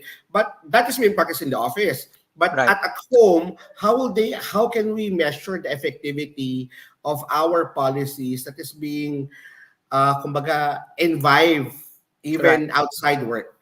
Ayun. Uh, uh, Excellent question. In fact, I was waiting for this question. The quick answer to this is what you see now here in the slides: culture building. Because the culture building, katapat niyan may capability building. And so that's the most effective way by which you can embed sustainability into the conscience and commitment of people. Kasi kung conscience driven na, it's a way of our way of doing here, no? And they have been trained, impacted by your culture building program, dadalhin nila yan, no? So for example, the coaching culture, walang kinalaman sa sustainability directly, but indirectly, so doon sa inclusion, na-adapt ko yung coaching, natutunan ko yung coaching sa corporate eh. 'Di ba? Pero when I talk to my kids, I realize that I can coaching and mentoring methods, the Mm, the art of asking powerful questions. Na correct, imbis na correct. blah, blah, tak, tak, tak, tak, tak, tak, tak, so what did you learn there? No? So, ibig sabihin, yung natututunan natin sa company na nagugustuhan natin, nai-imprint yan eh. And unknowingly, pwede nating madala uh, sa bahay and in our communities. So, ganun din. So, pag naging culture building yan, ibig sabihin, nakikita natin, ginagawa natin because it's the way of doing things already. Starting, let's say, for example, how do we make our meetings? Ano yung mga meeting norms natin to make it more inclusive, diverse, and all, no? Uh, kuha na natin yon. Madadala natin in the way we converse with other people. So ang sagot talagang kailangan ng culture building program at capability building program. Pero ang tanong na kasunod dyan is, June, malawak building program, 2 to 3 years yan. Saan pwedeng magsimula? So papasok ulit tayo sa capability building muna. Awareness. Diba? Yung awareness. So ang advice ko palagi sa client, they have your ESG 101. Kung wala pa kayo, make it ESG 101. No? But make it sure that your ESG 101, enhanced or new, uh, considers both the head, awareness, heart, which is the appreciation, mahalaga dito, and then commitment setting. So anong gagawin ko ngayon? Well, what is one thing that I can start doing in the area of environment, social, and governance? No, even 1 hour program can start. So culture building is the long-term solution. Starting point of that long-term solution is education. Sir, Sir June, may question ako. Ano Yes, madam. ang tip mo or any advice that you can give for companies who have adopted a remote setup? Kasi Mhm. dumadami na ngayon yung naka-remote setup eh. Yeah. How can they implement all of this considering na problema na nga nila in the first place yung engagement? How do Yep. they still come up with programs on sustainability? So the keyword is embedded. So kailangan makita nila yung sustainability na hindi siya hiwalay na program, hindi siya CSR event. CSR is used to drive, pero hindi siya equivalent na ito yung CSR. Kasi ang tingin sa CSR kasi hiwalay siya, 'di ba? So pag hiwalay, parang okay, teka muna, wag muna 'yan, 'di ba?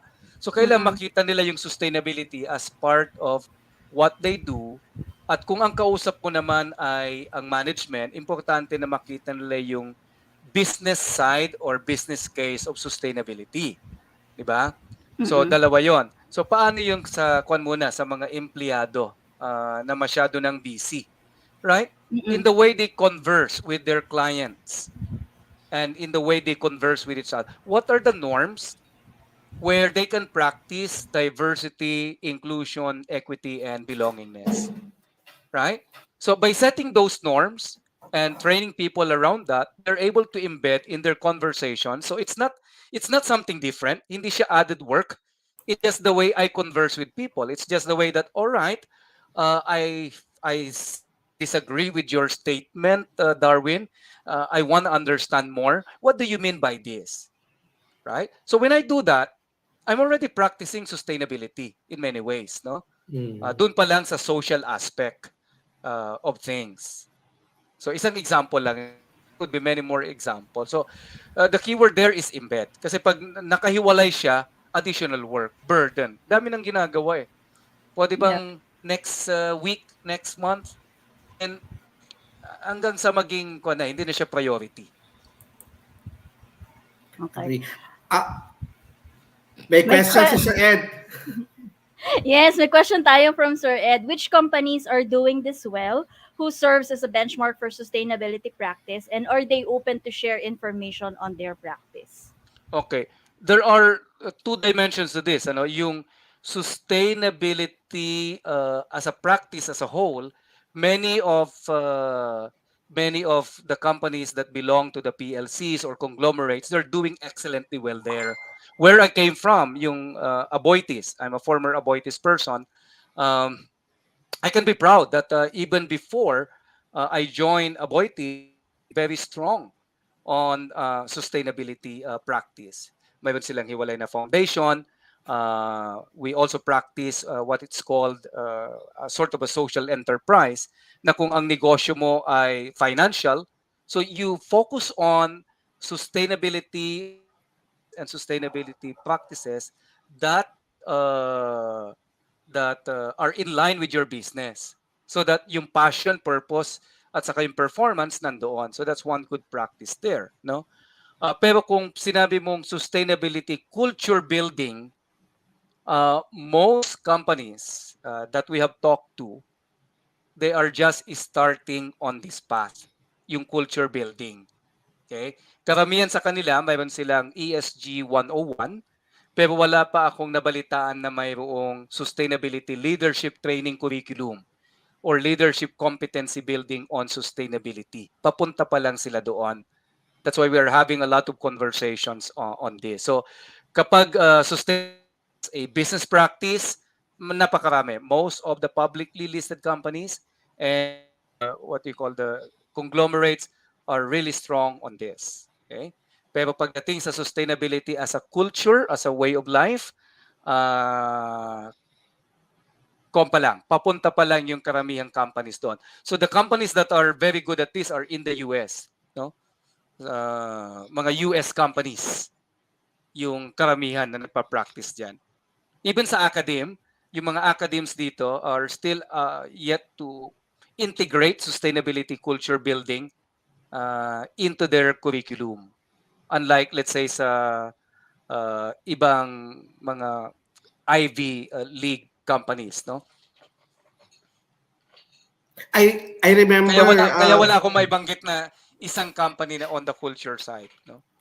Sir Jun, I remember si Sir Ed, he led a group last year which is called Green HR, and Yeah. the purpose of the Green HR group was really more of encouraging, or ano ba, to encourage companies through HR leaders to practice more of an ESG sustainability, but really more of the environment, having more on the green culture, sa kumbaga, Mm-mm. trying to persuade people and leaders to go into recycling, less Yep. paper, yung mga ganon. I hope that would also pick up. There's another question from Sir Ed. It looks like ESG should find a way to employees' performance management system in order to sustain the mindset. Kailangan ba, sir, at this is really something that would trigger a huge debate, kasi most of the Yep. KPIs should focus on productivity and revenue of the organization. But if the company is serious in ESG, should we incorporate ESG as one of the performance metrics of our employees? Resounding yes. So if you look at our 7P integration model, uh, where do we integrate or embed quality? So perform or performance is one of them. So that's about company performance down to the individual performance. And if you remember, the company that we've showed you before, it has already embedded culture into its KPI. So pag in-embed niya sa corporate KPI, kasama na yon. There are countries like Singapore where the mandatory reporting includes culture and conduct. We are not yet into that. Wala pang legislation or directive coming from anyone na kasama yung culture and conduct sa reporting, except uh, like the monetary board of Singapore kasama and other countries. So there are already countries and companies that practices where performance, uh, where sustainability or ESG is embedded into the performance. At hindi lang yung typical business side, pati yung culture, right? So Sir Jun, yes, and there are already. Sir Jude, I have a question related to Sir Ed's inquiry. Kasi if we cannot incorporate it in the KPIs, I've seen companies and governments wherein they actually reward people in, for example, recycling. I mean, I've seen countries like Singapore and Japan and also Canada na pag nila mo yung mga bottles, yung mga plastic bottles mo sa isang area, they pay for you. They pay for the amount of plastics or that you use. Or I've seen companies also where instead of giving you a car allowance, they give you a solar panel allowance, wherein they encourage people to lessen their carbon footprint by by giving funds to encourage people to do solar instead of just giving a transportation allowance or a car allowance. So what do you think about that? What do you think of giving rewards instead of having it on their KPIs? Sa akin, it's good to have awards and recognition. It's one of those that I have shown on the recognition side, di ba? Yung kanina, katulad nito, no? And then, although this is recognition, but there can be an reward component to this. Pwede naman yon as a starting point, right? So hindi naman kailang pagsabay-sabayin lahat. But as to the question is, pwede bang forever na wala na yung integration ng performance sa ESG? So I don't agree. We don't agree with that, no? Because if it's not, kaya nga tinawag na key performance metrics because it matters. And second, it is already legislated that publicly listed companies have to report KPIs related to sustainability. Ang question lang is to what extent they are incorporating culture index that talks about their maturity. So sa akin, even if they don't report this to SEC, even if it is only internal reporting at first, no, that's okay. That's a good starting point. So yung question na dapat ba ang sustainability embedded sa KPI, it's already legislated or it's already kumbaga mandated since 2019. Uh, in ang call nga lang hindi nakalagay doon yung culture. Unlike in 2020, the Bangko Sentral ng Pilipinas released its circular, no, mandating companies, banks, financial institutions to promote a culture of sustainability. We are hoping that Insurance Commission and other agencies would also do the same. That's why several banks are now into that direction. Okay? So, kwan na, minamandate na ng Bangko Sentral na ang board of directors and top management should report. So, pag may ganung mandate, ang susunod na hakbang doon, it's how do we know whether they are promoting it or not? Right? So, may lilitaw later on, maring wala pa, pero may lilitaw later on na mga KPIs related to that. So, papunta na tayo doon. And as I said, culture and conduct is one of the major KPIs that needs to be reported in other countries, more advanced countries, Spain, Singapore, and others. Pero sir, just to the point of Sir Ed, no, hindi naman daw masyadong strict ang or mabigat ang legislation sa Pilipinas. It has to make sense to the business owners from a bottom line and long-term business sustainability perspective. Going back to that statement, should we have a parang measure or target measure of effectiveness for every year of our ESG initiatives? Or meron bang target dapat na ginugo ng isang company to say that not only they are compliant but they're really championing ESG in their organizations? Dapat meron. So, ito yung magiging dilemma at challenge ng maraming HR because this would require their business being business savvy. Paano nila i-connect na itong sustainability culture building program? It's not just an HR program. Paano ito makakatulong sa business growth? How is it connected to the business strategy? Kasi kung makita ng business owner na makakatulong at kailangan sustainability, not just, bilang pusong Pinoy, out of being noble, but out of its business practical sense, no? Yun ang unang challenge. Kailangan maipakita yon. Because the reality is, you have to, okay? In addition to trying to convince management to be more noble and to be more purposive, no? So, kailangan doon ng data, kailangan magkaroon ng konting research, kailangan familiar ka sa nangyayari, so that when you communicate, right, you communicate using data, using logic, na pag-aralan mo, na pag hindi itong in-strengthen yung sustainability, ito yung pwedeng maging impact sa negosyo. So data like, for example, like this, no? Yung kanina. Just an example of data that it makes sense because it can help strengthen yung acquisition and so that's from that site, no? Pero in what other ways will it help the company grow by strengthening yung sustainability as a culture? So, kwan yun. Yan ang challenge. Kasi you really have to bibisit ng HR to do that. Kung nagsalita ka lang na kasi like the drama, you may not be able to convince all the business owners with that drama, no? It's practical muna. Then pag nakuha mo na sila doon, then pwede mo nang ibaba doon sa more drama na uh, uh, it's really about caring. And the other one, it's also, of course, educating them, right? Helping the business owners be educated. Importante yon. At yun Agree. ang kulang ng maraming karamihan. Kaya Mm. nahuli yung HR eh. Kasi na-focus yung the business sustainability is more into compliance and reporting. Kailangan kasi pag hindi ka nag-report sa SEC, patay.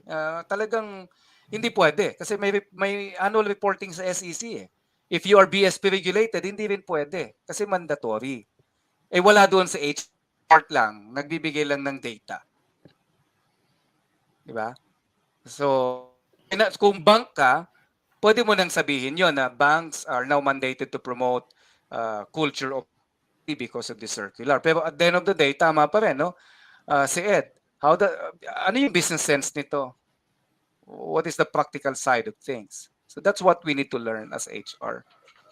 Agree on that, Sir Jun. Sir Jun, we are already nearing our time, and Oh, really, this is really, I know this is a very interesting topic, and I'm sure a lot of HR leaders who are listening right now, watching right now, and for those who will be listening and watching, napakarami po tayong team replay based on our FP statistics, we would normally have in a month 20 to 29,000 team replays, no? So, what are your last words, sir, with regards to sustainability? Your particular topic. What are your last words? And also, please share to our audience how can they contact you, how can they reach out to you para naman, Sir Ju, tulungan niyo naman po kami, baka we can reach out to you and get you as a consultant for our company's ESG programs or whatnot. So, Sir Jun, last words coming from you. all right. So, one word, care. Sa Tagalog, malasakit. No? So it all boils down to that. So before we think about how we can convince the management, the dilemmas, the challenges, the starting point always is in ourselves. We start caring, we start practicing, we become the living embodiment of everyday practice. So that when we talk about it, uh, we talk with conviction, right? And we are driven by a sense of purpose. Hahanap na lang tayo ng strategies kung paano natin makukonvince yung management at ng iba. But what's really driving us is our conscience, the conscience of malasakit. So that's where we can start. And how can they contact you, sir? Oh, where can I give my email ID? You can It's announce it, sir, right now yeah, it's here. juanroy@nrisg.com. Would you like, sir, to put it on the comment section? Para documented, I makikita put it kagad in the nila. private chat kasi wala Okay, akong okay. I'll put it there. I'll be the one who'll post it. yeah, and So, we provide the opportunities like this, no, to organizations. No, we may not be able to give in to all the requests, but our approach is first to educate businesses on this. okay. Sir That's Jun, would one that you Roy. mm Sir Jun, would you At be able to share yung slides po today? May bayad, hindi joke lang. Yeah, of course, of course. upload I'll niyo lang, just sir, sa convert it. Philippine Asia Group. Sa No, PDF, I'll just sir. convert it into PDF and share it to Correct, you. correct. It's free. It's part of what we advocate. Okay po. Thank you, sir. Mentors Rona, your take on such a very interesting topic. At sabi nga ng isang nating audience, thank you for giving insights on a not so much discussed topic. And this topic is really important not only for HR but for everyone in the organization. Mentor Rona. Agree. Agree ako dyan sa'yo, Coach Dar. And ako, admittedly, I am not really that familiar pa with ESG and sustainability and stuff like that. And this is actually something that's eye-opening for me. Kaya nga ang tanong ko kagad is i-post ba yung slides kasi I'd like to go through it. Malamang magti-team replay tayo para mas maintindihan natin. But this is really something very eye-opening for me. And I also find it interesting that this is very aligned dun sa ating wow quote for the week, 'di ba? Na even yung smallest thing that you can do, it can actually do a Make a ripple effect. difference. 'Di ba? Oh, And it it will makes a make a difference. difference, 'di ba? Tulad nga nung sabi ni Sir Jun kanina, hindi mo naman kailangan ng sobrang laki kagad ng mga projects. Sabi nga ni Sir Jun, kasi inisip kagad natin is yung mga event-driven na CSR programs. But we can actually start with conversations, with educating people, and then take it from there. Hindi kailangan overnight meron na kagad tayong mga sustainability programs. And I do hope that HR people, top management, take this into consideration. Kasi at some point we also need to give back to the community, to the environment, to the society that we belong to. We have that responsibility na alam mo yun, may maibigay din tayo pabalik. So yun, so very eye-opening for me and I truly enjoyed our session for today. Coach Dar? Ako, ang masasabi ko lang, this is a very interesting topic and I know for a fact that ESG has been matter of discussions for most global organizations, Mm-mm. especially post-pandemic. I remember I first encountered ESG when it was announced by the United Nations that this should be the focus of government and public and private companies so that by 2050, no, there will be a world to live at. Now, ang masashare ko lang as last words is yung sinabi nga ni Sir Jun Roy kanina. What is the impact of ESGs and sustainability? One is corporate reputation. Alam naman natin that whenever we're hiring, whenever we're retaining employees, corporate reputation is very important. A lot of employees right now are looking for companies who are making a difference not only in the Mm-mm. communities but also in the environment and in the world. And you will help in searching those niche talent or retaining those niche talent if you have sustainability of ESGs. Another one is risk reduction. You're reducing the risk of your company to be exposed into environmental hazards or hazards that in relations to environment or governance or social issues. Kailangan din mag-focus tayo sa opportunity management kasi as a company, baka merong mga products na po pwede nating i-launch na somehow align sa ESG na po pwede rin maging revenue generating. I mean, we've seen right now there's a lot of companies in the Philippines who are going into solar energy, who are doing a lot of there are a lot of products in the market that are really reducing the carbon footprint. Cars, for Mm-mm. example, are now the popularity of electric cars are now gaining grounds Yep. Yes. aside from the use of solar energy. And sabi nga ni Sir Jun, culture and intrinsic value. As an organization, as HR leaders, as people leaders, we need to influence our employees so that magkaroon sila ng malasakit not only to the company, not only to the social the society that they live in, but to the world or the environment that they live in. Because at the end of the day, we only have one planet and we should be taking care of it. So that's Correct. it for me for today for the HR Cafe, Usapang Trabaho Buhay Iba Pa. We will see you again next week for another value-adding discussion. Maraming salamat po again, Sir Jun Roy, and of course, Mentor Rona. Thank you everyone for listening and watching. We'll see you again next week.